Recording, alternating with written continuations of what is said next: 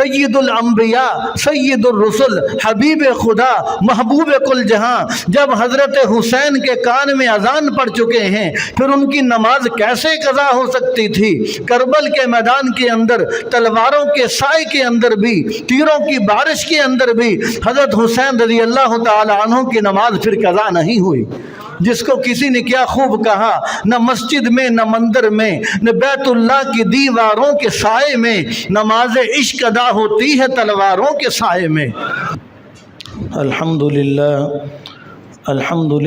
نحمده ونستعینه ونستغفره ونؤمن به ونتوکل علیہ ونعوذ باللہ من شرور انفسنا ومن سیئات اعمالنا من يهده الله فلا مضل له ومن يضلله فلا هادي له ونشهد أن لا إله إلا الله وحده لا شريك له ونشهد أن سيدنا ومولانا محمدا عبده ورسوله قال الله تبارك وتعالى في القرآن المجيد والفرقان الحميد إن الله وملائكته يصلون على النبي يا أيها الذين آمنوا صلوا عليه وسلموا تسليما۔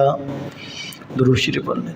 اللهم صل على محمد وعلى آل محمد كما صليت على إبراهيم وعلى آل إبراهيم إنك حميد مجيد۔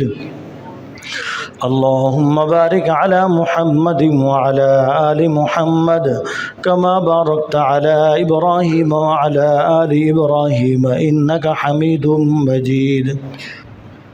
محترم سامعین، اللہ رب العزت کے فضل و کرم سے ہم ایک بہت عظیم نسبت سے جہاں پر جمع ہیں، اللہ تعالی ہمارا مل بیٹھنا قبول فرمائے۔ اور مولانا سلمان صاحب ماشاءاللہ یہاں پر ہمارے درمیان تشریف فرما ہیں، عالم با عمل ہیں، ان کے سامنے کچھ باتیں کرنا بس یوں ہی سمجھتا ہوں کہ گویا کہ ہمارے بڑے ہیں، جس طرح سبق سنایا جاتا ہے، ان کی شفقت کے یہ ذرہ نوازی کرتے ہوئے سرپرستی کرتے ہوئے تشریف لائے۔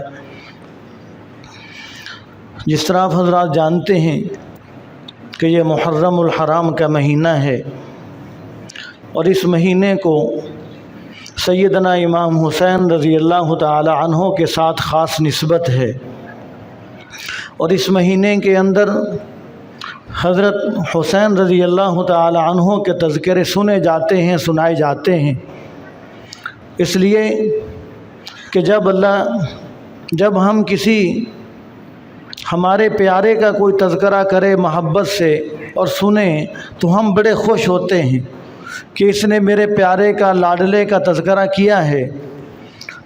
مثال کے طور پر ہمارے بیٹے کی، ہمارے والدین کی کوئی تعریف کرنا شروع کر دے تو ہم خوش ہوتے ہیں، اس لیے کہ ہمیں اپنے بچوں سے، اپنے والدین سے پیار ہے۔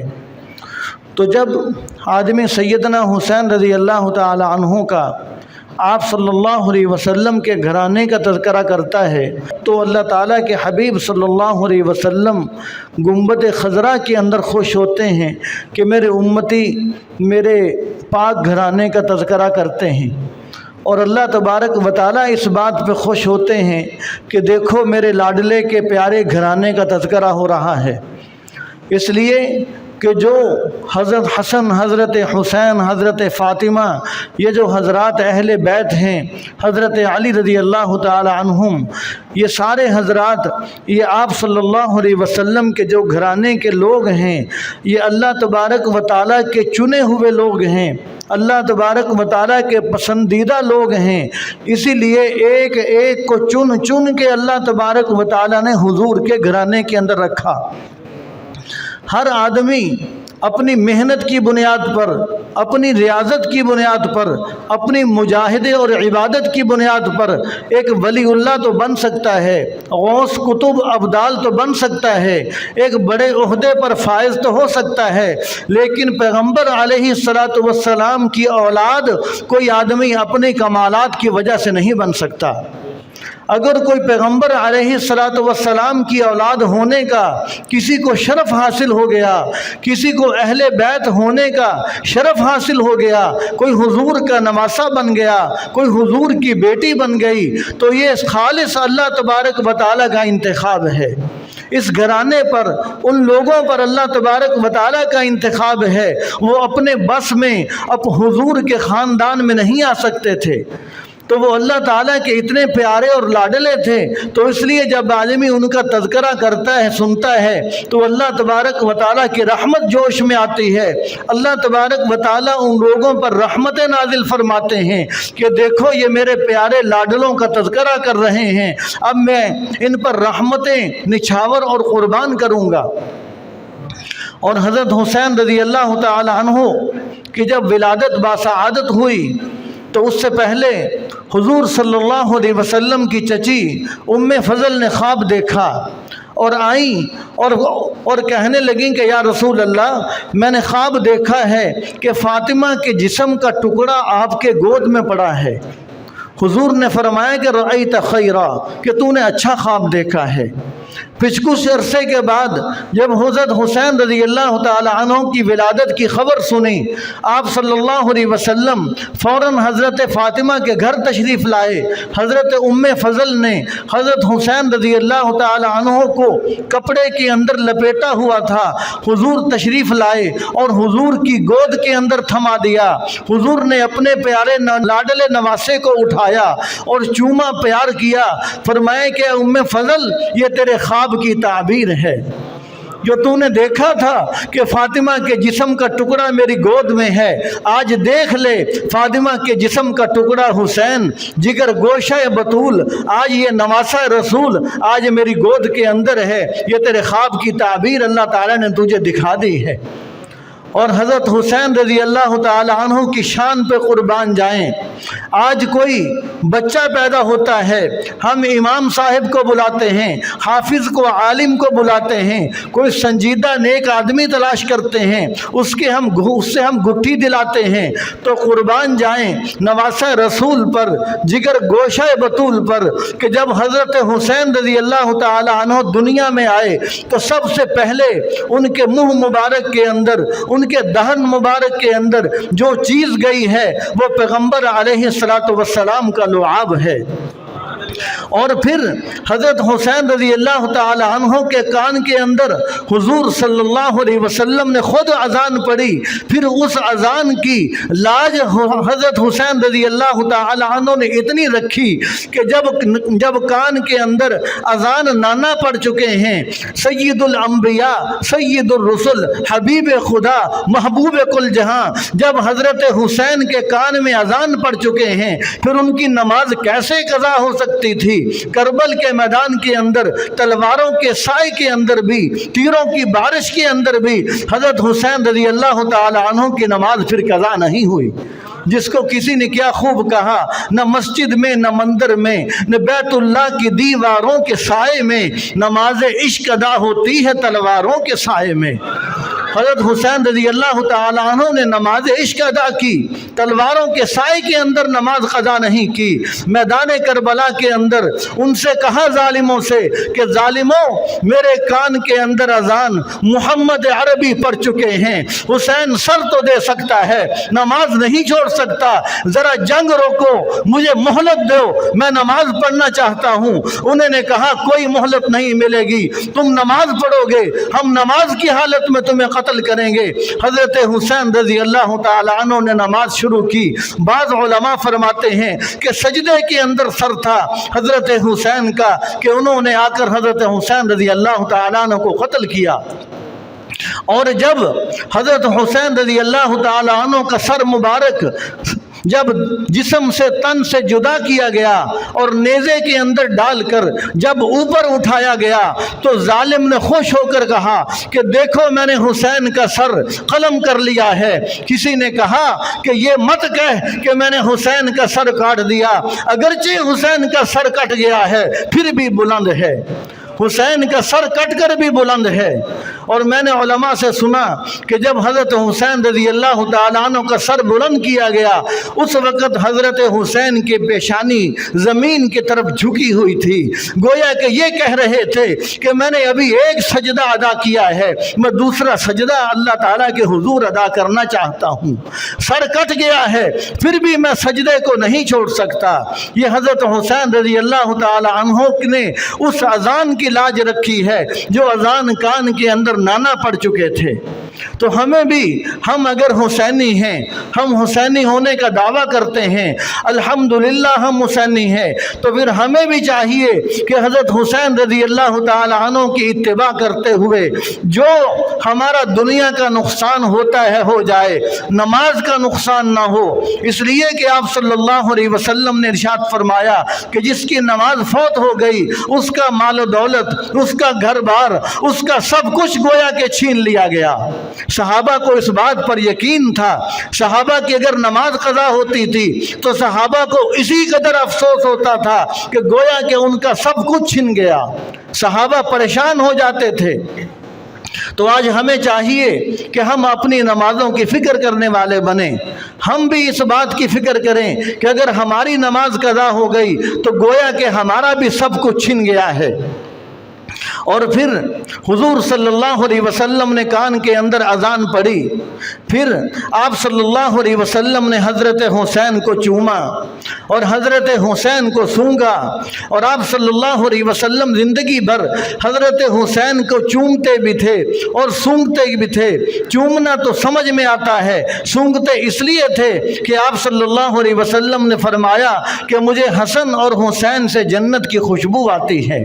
फरमाया कि ये मेरे फूल हैं, ये मेरे फूल हैं, तुम गुलाब को सूंघो, तुम कलियों को सूंघो, तुम दुनिया के दूसरे फूलों को सूंघो, मुझे अल्लाह तबारक व तआला ने ये जन्नत के फूल मेरी गोद के अंदर डाल दिए हैं। लिहाजा मुझे जब भी खुशबू की ज़रूरत पड़ती है मैं तो अपने नवासों को सूंघता हूँ, इसलिए कि ये मेरे जन्नत के फूल हैं। और आप सल्लल्लाहु अलैहि वसल्लम ने इस कदर उनसे मोहब्बत फरमाई। और आप सल्लल्लाहु अलैहि वसल्लम के कभी कंधों पर सवार हैं, कभी आप सल्लल्लाहु अलैहि वसल्लम ने वैसे उठाया है, कभी सर के ऊपर सवार हैं, कभी पुष्ट के ऊपर सवार हैं। गोया के हज़रत हुसैन रज़ी अल्लाह तआला अन्हु के जिस्म मुबारक का कोई ऐसा हिस्सा नहीं है कि जो हिस्सा हुजूर सल्लल्लाहु अलैहि वसल्लम के जिस्म मुबारक के साथ मस न हुआ हो। यहाँ तक सहाबा फरमाते हैं कि हम हुजूर से मुसाफा करते, हमारे हाथों से खुशबू आना शुरू हो जाती। तो हुसैन जिसका पूरा जिस्म हुजूर सल्लल्लाहु अलैहि वसल्लम के साथ लगा है, उससे कैसे खुशबू ना आती? उसको आका क्यों कर न सूंघते? उसको हुजूर इसलिए सूंघते थे कि उनका पूरा जिस्म हुजूर के जिस्म के साथ लग चुका था और उनके पूरे जिस्म से खुशबुएं आया करती थीं।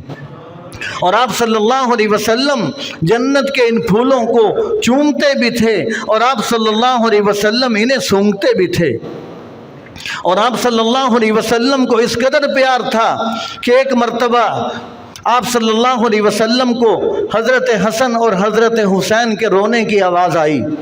आप सल्लल्लाहु अलैहि वसल्लम सीधा हज़रत फ़ातिमा के पास आए, फरमाया क्या मेरी प्यारी बेटी हसन हुसैन को रोने न दिया करो, जब हसन हुसैन रोते हैं तो मेरा दिल दुखता है, मेरा दिल दुखता है, हसन हुसैन को रोने न दिया करो। और आप सल्लल्लाहु अलैहि वसल्लम अभी हज़रत हुसैन रज़ी अल्लाह तआला अन्हु को गोद में लिया, चूम रहे हैं, प्यार कर रहे हैं। लोगों ने क्या देखा कि अचानक आप सल्लल्लाहु अलैहि वसल्लम की आंखें आबदीदा हो गईं, आंखों से जारी आंसू हो गए। किसी ने कहा कि या रसूल अल्लाह, अभी तो आप अपने नवासे से जिगर गोशा बतूल से अभी तो आप प्यार कर रहे थे, अभी आपकी आंखें आबदीदा हो गईं। फरमाया कि अल्लाह तबारक व तआला ने मुझे वो मंजर दिखा दिया कि मेरी उम्मत के लोग मेरे इस नवासे को शहीद कर देंगे। फरमाया कि मेरे इस नवासे को शहीद कर देंगे। आप सल्लल्लाहु अलैहि वसल्लम इस वजह से भी लाड प्यार किया करते थे। پھر حضرت فاطمہ رضی اللہ تعالی عنہا نے اپنے بچوں کو کیا پیار دیا اور کیا اچھی تربیت فرمائی کہ جب اپنے بچوں کو دودھ پلاتی تھیں حضرت فاطمہ تو ان کی زبان پر قرآن پاک کی تلاوت جاری ہوتی تھی، زبان پر تلاوت جاری ہے۔ اپنے بچوں کو فرمایا کہ میں نے کبھی ان کو بغیر وضو کے دودھ نہیں پلایا۔ اور پھر حضرت فاطمہ چکی پیستی ہیں، اس وقت بھی زبان پر تلاوت جاری ہے اور باوضو ہیں، تو اس قدر جب پاکیزہ کھانا اور پاکیزہ غذا حضرت حسن اور حضرت حسین رضی اللہ تعالی عنہ کو والدہ نے مہیا فرمائی، تو پھر کیسے ہو سکتا تھا کہ ان کی تربیت کے اندر، ان کی ایمان اور اسلام کی پختگی کے اندر کمی آتی؟ وہ کیسے ہو سکتا تھا کہ وہ یزید کے سامنے، وہ ظالموں کے سامنے جھک جاتے؟ دنیا کی عارضی جو چیزیں ہیں اس کو کیسے قبول کر سکتے تھے؟ اس لیے کہ ان کی تربیت کی جو درسگاہ تھی وہ حضرت فاطمہ رضی اللہ تعالی عنہا تھی۔ اور حضرت فاطمہ کو جو کہ اہل بیت کی چشم و چراغ ہیں، حضرت فاطمہ سے آپ صلی اللہ علیہ وسلم کو سب سے زیادہ محبت تھی۔ جب کبھی سفر پر جاتے تو آپ صلی اللہ علیہ وسلم سب سے آخر میں حضرت فاطمہ کو مل کے جاتے، اور جب سفر سے واپس آتے تو سب سے پہلے آ کر حضرت فاطمہ سے ملتے۔ اور یہ باپ کی اور بیٹی کا آپس میں ایسا تعلق تھا کہ ان سے زیادہ دیر رہا نہیں جاتا تھا۔ کبھی حضور ملنے کے لیے آ رہے ہیں، کبھی حضرت فاطمہ اپنے ابا کے پاس جا رہی ہیں۔ اور جب حضور صلی اللہ علیہ وسلم تشریف لاتے، حضرت فاطمہ ادب احترام میں کھڑی ہو جاتی۔ یہ کمال کی بات نہیں، بیٹیاں کھڑی ہو ہی جایا کرتی ہیں، لیکن جب حضرت فاطمہ حضور کے پاس ملنے کے لیے آتی، حضور دیکھتے کہ میری لاڈلی بیٹی فاطمہ آ رہی ہے، حضور صلی اللہ علیہ وسلم ان کے ادب میں ان کو مقام دینے کے لیے کھڑے ہو جاتے۔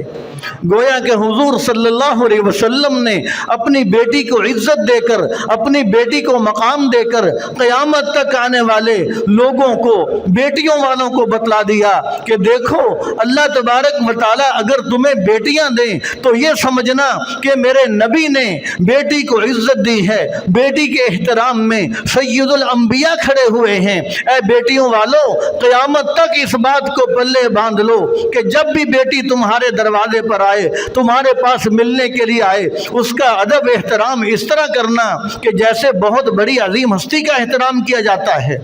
اس لیے کہ بیٹی کیا ہے؟ وہ اللہ تبارک و تعالیٰ کی رحمت ہے۔ حضور صلی اللہ علیہ وسلم نے حضرت فاطمہ کو عزت دے کر قیامت تک آنے والی ساری بیٹیوں کو عزت دے دی۔ تو اس لیے ہمیں چاہیے کہ جو خوش نصیب جن کو اللہ تبارک و تعالیٰ نے بیٹیوں کی دولت سے نوازا ہے، ان کو بیٹیوں کی قدر کرنی چاہیے، اور بیٹیوں کی قدر کر کے ان کو عزت دے کے ان کو زیادہ سے زیادہ احترام ان کا کر کے حضور صلی اللہ علیہ وسلم کی سنت کو تازہ کرنا چاہیے۔ اور پھر حضرت فاطمہ کو حضور کے ساتھ کیا پیار تھا کہ حضور صلی اللہ علیہ وسلم جب دنیا سے جانے لگے تو حضرت فاطمہ کے کان کے اندر بات کی، فرمایا کہ اے میری بیٹی، میں دنیا سے جانے والا ہوں۔ حضرت فاطمہ کی آنکھوں سے آنسو جاری ہو گئے، اور پھر حضور صلی اللہ علیہ وسلم نے دوبارہ کان میں بات کی، فرمایا کہ اے میری بیٹی، پریشان ہونے کی ضرورت نہیں، میرے خاندان میں سب سے پہلے تو ہی میرے پاس آئے گی، میں جلدی تجھے اپنے پاس بلا لوں گا۔ اور 6 مہینے کا تقریباً وقت گزرا کہ خواب کے اندر حضرت فاطمہ کو حضور کی زیارت ہوئی، اور حضور صلی اللہ علیہ وسلم نے فرمایا کہ اے میری لاڈلی بیٹی، ہم سے تیرے بغیر رہا نہیں جاتا، ہم تجھے لینے کے لیے آ گئے ہیں، میں تجھے لینے آیا ہوں۔ جب آنکھ کھلی تو خواب یاد آیا، فوراً دیکھا کہ میں نے تو ابھی خواب دیکھا ہے، میرے ابا کی زیارت ہوئی ہے، اور حضور صلی اللہ علیہ وسلم مجھے فرما چکے ہیں کہ میں تجھے لینے آیا ہوں، اس کا مطلب ہے کہ میرا آخری وقت قریب آ چکا۔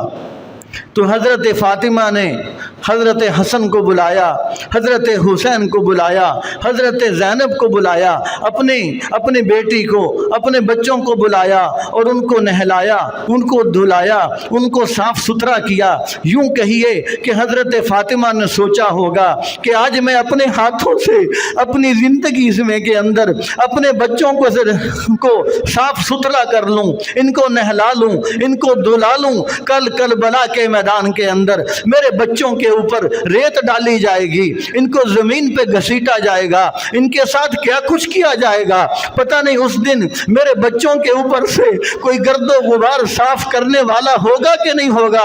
آج میں اپنی زندگی کے اندر جتنا موقع ہے میں اپنے ہاتھوں سے اپنے بچے کو نہلا لوں، صاف کر لوں، دھلا لوں۔ اور حضرت فاطمہ رضی اللہ تعالی عنہا نے پیار کیا اور سرما لگایا، اچھے کپڑے پہنائے، اپنی بیٹی زینب سے کہا کہ بیٹی اپنے بھائیوں کا خیال کرنا۔ حضرت علی رضی اللہ تعالیٰ عنہ گھر تشریف لائے، دیکھا کہ گھر کا سارا ماجرا ہی بدلا ہوا ہے، گھر کا سارا ماحول ہی مختلف ہے۔ پوچھا کہ یہ کیا ماجرا ہے؟ حضرت فاطمہ جو کہ شرم و حیا کی پیکر، اس قدر شرم و حیا والی کہ حضور صلی اللہ علیہ وسلم نے ارشاد فرمایا کہ کل قیامت کا دن ہوگا، میدان حشر قائم ہوگا، میدان حشر کے اندر ایک اعلان، بہت بڑا اعلان کیا جائے گا جو سارے انسان اس اعلان کو سنیں گے۔ جب میری یہ لاڈلی بیٹی شرم و حیا کی پیکر جو حضرت فاطمہ جب میدان محشر میں آئیں گی تو اللہ تعالیٰ کی طرف سے اعلان کیا جائے گا، اے حشر والو اپنی نظریں جھکا لو، آج میدان کے اندر، میدان محشر میں حضور کی بیٹی فاطمہ آ رہی ہے، فاطمہ بنت محمد آ رہی ہے صلی اللہ علیہ وسلم۔ آج اگر ہمارے امام صاحب کی بیٹی آئے، ہمارے پیر و مرشد کی بیٹی آئے، ہمارے شیخ کی بیٹی آئے، وقت کے مفتی اعظم کی بیٹی آئے، پورا علاقہ اپنی نظروں کو احترام کے اندر جھکا لیتا ہے کہ یہ ہمارے امام کی بیٹی ہے، یہ ہمارے عالم دین کی بیٹی ہے، یہ ہمارے معزز شخصیت کی بیٹی ہے۔ قربان جاؤں، اس سے بڑی معزز شخصیت کون ہو سکتی ہے؟ حضور صلی اللہ علیہ وسلم کی بیٹی کی آمد پر قیامت کے دن اعلان تو بنتا ہے، اعلان ہوگا کہ اپنی نظروں کو جھکاؤ۔ تو اس قدر شرم و حیا کی پیکر جب حضرت علی گھر تشریف لائے، دیکھا کہ سارا ماحول ہی بدلا ہے، حیران ہو کر پوچھتے ہیں کہ فاطمہ خیریت تو ہے؟ حضرت فاطمہ نے کہا، ارشاد فرمایا کہ میں دنیا سے جانے والی ہوں، میں اپنے ابا کو خواب میں دیکھ چکی ہوں، حضور مجھے لینے آئے ہوئے ہیں، میں اپنے بچوں کو آپ کے حوالے کر کے جا رہی ہوں۔ فرمایا کہ میں آپ کو یہ وصیت کرتی ہوں کہ جب تک میں زندہ رہی میں نے تقوی طہارت کا، شرم و حیا کا اس قدر خیال رکھا کہ آج تک مجھے کسی غیر مرد نے نہیں دیکھا، آج تک کسی غیر مرد نے نہیں دیکھا، اس لیے کہ میں کسی عام ہستی کی بیٹی نہیں ہوں، میں محمد عربی صلی اللہ علیہ وسلم کی بیٹی ہوں۔ کیسے ہو سکتا ہے کہ میں اپنے باپ کا منہ شرمندگی کے ساتھ جھکاتی؟ میں نے تو بڑے شرم و حیا والی زندگی گزاری ہے۔ اے علی، میں دنیا سے جا رہی ہوں، میں تجھے منت کرتی ہوں، میں تجھے وصیت کرتی ہوں کہ جب میں دنیا سے چلی جاؤں تو میرا جنازہ رات کی تاریکی کے اندر اٹھانا اور میری میت کے اوپر، میری چارپائی کے اوپر لکڑیاں ڈال کر اوپر کپڑا ڈال دینا، کوئی صبح تبصرہ نہ کرے کہ یہ محمد کی بیٹی موٹی تھی یا پتلی تھی، چھوٹی تھی یا لمبی تھی۔ میں نے زندگی کے اندر کسی غیر مرد کو اپنا جسم نہیں دکھلایا، میں نہیں چاہتی کہ میرے مرنے کے بعد میرے کفن کو بھی کوئی غیر مرد دیکھے۔ اس قدر شرم و حیا کی پیکر حضرت فاطمہ رضی اللہ تعالی عنہا، تو ان کی تربیت یافتہ یہ حضرت حسین رضی اللہ تعالی عنہ ہیں۔ تو حضرت حسین رضی اللہ تعالی عنہ نے جب ایسے عظیم الشان ماں کی گود کے اندر تربیت پائی، ایسے عظیم الشان نانا کے ہاں پرورش پائی، تو پھر صحابہ کرام بھی حضرت حسین رضی اللہ تعالی عنہ کا کمال درجے سے احترام کیا کرتے تھے، سارے صحابہ احترام کرتے تھے، یہاں تک کہ صحابہ کرام کے دور سے لے کر آج تک ایک بھی مسلمان ایسا نہیں ہے کہ جس کے دل کے اندر حضرت حسین رضی اللہ تعالی عنہ کا احترام نہ ہو، حضرت حسین رضی اللہ تعالی عنہ کی قدر و منزلت نہ ہو، جو حضرت حسین رضی اللہ تعالی عنہ کو عزت کی نگاہ سے نہ دیکھتا ہو، اس امت کے اندر تو اس قدر احترام جاری ہو گیا کہ حضرت حسین رضی اللہ تعالی عنہ تو دور کی بات ہے، اس کے خاندان کا کوئی فرد آ جاتا ہے تو اس کا بھی لوگ احترام کرنا شروع کر دیتے ہیں۔ میرے پیر و مرشد سید جاوید حسین شاہ صاحب کی ایک کتاب ہے، انہوں نے اپنی کتاب کے اندر یہ واقعہ لکھا، فرمایا کہ حضرت جنید بغدادی رحمۃ اللہ علیہ فرمائے کہ بہت بڑے اللہ والے ہیں، ساری دنیا ان کو جانتی ہے، بڑی عزت کی نگاہ سے دیکھتی ہے۔ فرمائے کہ یہ جنید پہلے شاہی پہلوان ہوا کرتے تھے، شاہی پہلوان تھے، بادشاہ کے سرکاری پہلوان تھے، اور بڑے بڑے پہلوان ان کے مقابلے کے اندر گر جاتے تھے۔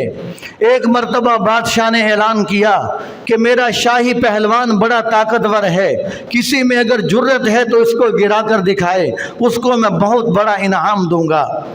تو ایک سید صاحب اٹھے، ان کے گھر کے اندر فقر و فاقہ تھا، ان کے گھر کے حالات خراب تھے، انہوں نے آ کر چیلنج کر دیا کہ میں جنید سے کشتی کروں گا، میں جنید سے کشتی کروں گا۔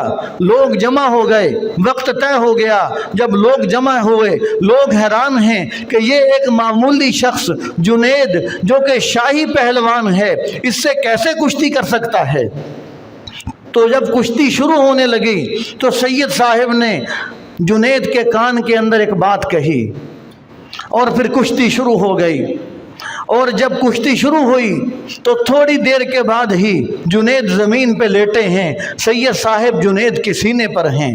لوگوں نے سید صاحب کو کندھوں پر اٹھا لیا، بہت واہ واہ کی، داد دی، بادشاہ نے بھی بڑے انعامات دیے۔ پھر بادشاہ نے جنید سے پوچھا، اے جنید، تو اس ہلکے پھلکے نوجوان سے گرنے والا نہیں تھا، آخر بات کیا ہے، کس وجہ سے تو اس سے ہار گیا، ہمیں بھی شرمندہ کروایا، ہمیں اتنا انعام و اکرام، اتنے انعامات بھی ہمیں دینے پڑے۔ تو جنید کہتا ہے کہ اے بادشاہ سلامت، جب کشتی شروع ہونے لگی تو اس نے کان کے اندر مجھے یہ کہا کہ دیکھ لو میں سید ہوں، میرے گھر کے اندر فقر و فاقہ ہے، اس لیے میں نے تجھے کشتی کے لیے چیلنج کیے ہیں، لہٰذا آج اگر تو گر جائے گا تو میرا پوری زندگی کے لیے فقر و فاقہ دور ہو جائے گا۔ تو جنید فوراً کہتے ہیں کہ میں گرنے کے لیے، ہارنے کے لیے تیار ہو گیا، اور اس گرنے کی وجہ سے، اس ہارنے کی وجہ سے اللہ تبارک و تعالیٰ نے اس قدر ان کو بلند مقام بخشا کہ آج ساری دنیا جنید بغدادی رحمت اللہ علیہ کے نام سے انہیں یاد کرتی ہے۔ اگر وہ اس خاندان کا، اگر حضرت حسین رضی اللہ تعالی عنہ کا، اہل بیت کا احترام نہ کرتا، ہزاروں پہلوان آئے گزر گئے، کوئی نہیں ان کو جانتا، ان کی خبریں بھی لوگ بھول گئے، تو جنید بھی ایک پہلوان گزر جاتا، کوئی دنیا اس کو نہ جانتی، آخر اس اہل بیت کے، اس گھرانے کے، اس نسبت کے احترام کی وجہ سے ان کا نام صبح قیامت کی صبح تک روشن ہو گیا، اور دنیا ان کو جنید بغدادی رحمت اللہ علیہ کے نام سے جانتی ہے۔ تو اس گھرانے کا احترام، اس گھرانے کی نسبت کی لاج اس قدر رکھی کہ حضرت ابو ہریرہ رضی اللہ تعالی عنہ نے دیکھا کہ حضرت حسین تشریف لا رہے ہیں اور ان کے پاؤں کے اوپر گرد و غبار ہے۔ حضرت ابو ہریرہ اپنے سر سے کپڑا اتارتے ہیں، حضرت حسین رضی اللہ تعالی عنہ کے مبارک قدموں کو جھاڑتے ہیں۔ حضرت حسین ایک دم متوجہ ہوئے، فرمانے لگے کہ اے بزرگوں، اے قابل احترام، آپ ہمارے بڑے ہیں، دیکھنے والے کیا کہیں گے کہ حسین بزرگوں سے قدم صاف کرواتا ہے، مجھے شرم آتی ہے، آپ یہ نہ کریں۔ حضرت ابو ہریرہ رضی اللہ تعالی عنہ فرمانے لگے، فرمایا کہ لوگ جو کہتے ہیں کہنے دو، مجھے ان کی کوئی پرواہ نہیں، مجھے یہ بتاؤ میں ان آنکھوں کا کیا کروں جن آنکھوں نے یہ مبارک قدم حضور کے سینے پہ لگتے دیکھے ہیں، ان آنکھوں نے یہ مبارک قدم حضور کے سینے پر لگتے دیکھتے ہیں، میں ان آنکھوں کا کیا کروں، میرے پاس یہ آنکھیں موجود ہیں، میں ان مبارک قدموں پر گرد و غبار نہیں دیکھنا چاہتا، دنیا جو کہتی ہے کہے، میں تو اپنی پگڑی اتار کر، اپنا رومال اتار کر، اپنی چادر اتار کر اے حسین تیرے پاؤں جھاڑنا اپنی سعادت سمجھتا ہوں۔ اور اس قدر صحابہ کرام نے احترام کیا کہ حضرت ابو بکر صدیق رضی اللہ تعالی عنہ نے حضرت حسین رضی اللہ تعالی عنہ کو اٹھایا، چوما اور پیار کیا۔ فرمایا کہ میں اس لیے پیار کرتا ہوں کہ میرے محبوب نے انہیں چوما ہے، میرے محبوب نے ان سے پیار کیا ہے۔ فرمایا کہ اے علی، جب میں حسین کو اٹھاتا ہوں تو مجھے حسین تیرے مشابہ نہیں لگتا، حسین اپنے نانا کے مشابہ لگتا ہے۔ یعنی حسین کو اٹھا کر، حسین کو دیکھ کر مجھے علی تو یاد نہیں آتا، مجھے حضور یاد آ جاتے ہیں۔ اس قدر صحابہ کرام کو پیار تھا۔ اور حضرت عمر رضی اللہ تعالی عنہ کو دیکھیے کہ حضرت عمر رضی اللہ تعالی عنہ نے مال غنیمت تقسیم کیا اور حضرت حسین رضی اللہ تعالی عنہ کو دوہرا دیا، زیادہ دیا۔ حضرت عمر امیر المؤمنین ہیں، ان کے بیٹے عبداللہ بن عمر نے اعتراض کیا اپنے ابا پر۔ فرمایا کہ ابا جان، آپ کسی کو زیادہ دے رہے ہیں، کسی کو کم دے رہے ہیں، ہمیں 1 گنا دیا ہے، حسین کو 2 گنا دے رہے ہیں، ہمارا تو حق زیادہ بنتا ہے۔ اس لیے اعتراض کیا کہ وہ بھی عمر کے بیٹے تھے، وہ خلاف شرع اور غیر قانونی چیز کو دیکھ کر برداشت کرنے والے نہیں تھے، اس لیے اعتراض کیا۔ تو حضرت عمر رضی اللہ تعالی عنہ نے بڑا پیارا جواب دیا۔ فرمایا کہ عبداللہ، تو یہ تو کہتا ہے کہ مجھے سنگل دیا گیا، 1 گنا دیا گیا، حسین کو دوہرا دیا گیا، مجھے تو یہ بتا کیا تیرا نانا اور حسین کا نانا ایک جیسا ہے؟ کیا تیرا ابا اور حسین کا ابا ایک جیسا ہے؟ کیا تیری اماں اور حسین کی اماں ایک جیسی ہے؟ حسین کی اماں تو بنت رسول ہے، تیری اماں عام خاندان والی ہے، حسین کا نانا تو سید الانبیاء ہے، سید الرسل ہے، تیرا نانا تو ایک عام آدمی ہے اور حسین کا ابا تو علی المرتضیٰ ہے۔ حضرت عمر عاجزی کی وجہ سے حضرت علی کو زیادہ احترام دیا کرتے تھے، اس لیے فرمایا کہ لولا علی لہلک عمر، اگر علی نہ ہوتے تو عمر ہلاک ہو جاتا۔ فرمایا کہ تیرا ابا، حسین کا ابا تیرے ابے سے زیادہ اعلیٰ مقام والا ہے۔ وہ عاجزی اور انکساری کی بنیاد پر حضرت علی کو اپنے سے افضل سمجھتے تھے۔ حضرت عمر رضی اللہ تعالی عنہ، اس قدر صحابہ کرام کا آپس کے اندر پیار تھا۔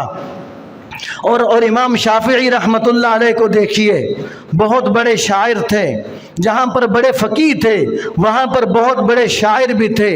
اہل بیت پر کیا فرماتے ہیں کہ آل النبی ذریعتی وہم الیہ وسیلتی۔ فرمایا کہ آل النبی ذریعتی، کہ آل نبی میرے لیے ذریعہ نجات ہیں، وہم الیہ وسیلتی، اور اسی آل نبی کی طرف میں وسیلہ پکڑتا ہوں۔ ارجو بہم اعطا غدن بید الیمین صحیفتی۔ فرمایا کہ میں امید کرتا ہوں کہ کل قیامت کے دن اگر مجھے نامہ اعمال دیا جائے گا تو وہ دائیں ہاتھ میں ان کی وجہ سے دیا جائے گا۔ حضرت امام شافعی رحمۃ اللہ علیہ فرما رہے ہیں اور فرما رہے ہیں کہ یا آل بیت رسول اللہ حبکم فرض من اللہ فی القرآن انزلا۔ فرمایا کہ اے اہل بیت، تمہارے ساتھ محبت کرنا ہم پر اللہ تبارک و تعالیٰ نے فرض کیا ہے، قرآن پاک کے اندر ہمیں اس بات کا حکم دیا ہے۔ پھر فرمایا کہ یکفیکم من عظیم الفخر انکم من لم یصلی علیکم لا صلاۃ لہ۔ فرمایا کہ تمہارے عظیم مرتبے کے لیے یہ بات کافی ہے کہ جو تم پر درود نہیں پڑھتا ان کی نماز ہی مکمل نہیں ہوتی۔ فرمایا کہ جو تم پر درود نہیں پڑھتا ان کی نماز مکمل نہیں ہوتی۔ پھر آخری شعر سنیے، کیا ہی عجیب امام شافعی رحمۃ اللہ علیہ نے فرمایا، سن کر حیران ہوں گے۔ فرمایا کہ ان کان رفض حب آل محمد فلیشہد الثقلان انی رافض۔ فرمایا کہ اگر حضرت حسین رضی اللہ تعالی عنہ سے محبت کی وجہ سے تم مجھے رافضی سمجھو تو پھر انس و جن ہر چیز گواہ رہے، پھر شافعی رافضی ہو چکا ہے۔ فرمایا کہ حسین سے محبت یہ رافضیت کی علامت نہیں ہے، یہ ایمان کی علامت ہے، یہ اسلام کی علامت ہے۔ فرمایا کہ اگر تم اس کو رفض سمجھتے ہو، اس کو رافضی ہونا سمجھتے ہو تو پھر سن لو، پھر شافعی رافضی ہے۔ امام شافعی رحمۃ اللہ علیہ کا اس گھرانے کے ساتھ پیار دیکھیے، اس گھرانے کے ساتھ محبتیں دیکھیے۔ تو حضرت حسین رضی اللہ تعالیٰ عنہ سے محبت پوری امت نے اس قدر کر کے دکھائی کہ امت کا آج تک ایک ایک فرد اپنے دل کے اندر امام حسین رضی اللہ تعالیٰ عنہ کی محبت کو لیے ہوا ہے۔ پھر حضرت حسین رضی اللہ تعالیٰ عنہ کے خطبے اور ان کی نصیحتیں اور ان کی عبادت کیسی تھی، ان کے اندر عاجزی کیسی تھی، ریاضت کیسی تھی، یہ ایک مستقل موضوع ہے۔ وقت پہلے بھی کافی ہو چکا، اب اگر وہ تمام باتیں کی تو آدھا پونا گھنٹہ اور لگ جائے گا، تو اس لیے یہی بہتر ہے کہ اسی پر ہی اکتفا کرنا چاہیے۔ اللہ تبارک و تعالیٰ مجھے بھی اور آپ سب کو اہل بیت کی محبت نصیب فرمائے، اور جس طرح اہل بیت نے زندگی گزاری شرم و حیا والی اور عبادت والی، احترام والی، عاجزی انکساری والی، تو اللہ تبارک و تعالیٰ ان سے سبق حاصل کر کے ہمیں بھی ایسی ہی محبتوں والی زندگی گزارنے کی توفیق نصیب فرمائے۔